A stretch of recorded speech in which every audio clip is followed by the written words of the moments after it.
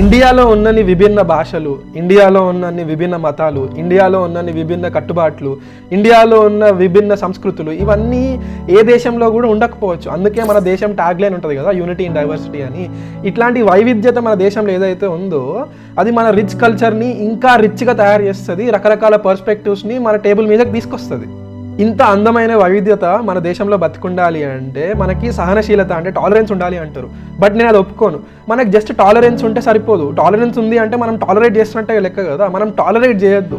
నిజంగానే వేరే వాటి గురించి, వేరే సంస్కృతి గురించి, ఆ వైవిధ్యత గురించి మనం తెలుసుకొని, అండర్స్టాండ్ చేసుకొని రెస్పెక్ట్ ఇవ్వాలి వాటికి. అప్పుడే ఈ రాజకీయ నాయకులు ఇంకా మనని డివైడ్ చేయడానికి ఉన్న సమాజంలో ఏవైతే ఫోర్స్లు ఉన్నాయో వాళ్ళు చేసే బ్రెయిన్ వాషింగ్కి మనం లోబడకుండా ఉంటాం. అందుకే మన దేశంలో ఉన్న వైవిధ్యతని మనం కాపాడుకోవాలి అంటే యాజ్ గార్డియన్స్ ఆఫ్ డెమోక్రసీ మనం ఇతర మత భాషా సంస్కృతుల గురించి తెలుసుకొని అర్థం చేసుకోవాలి. అంతేకాకుండా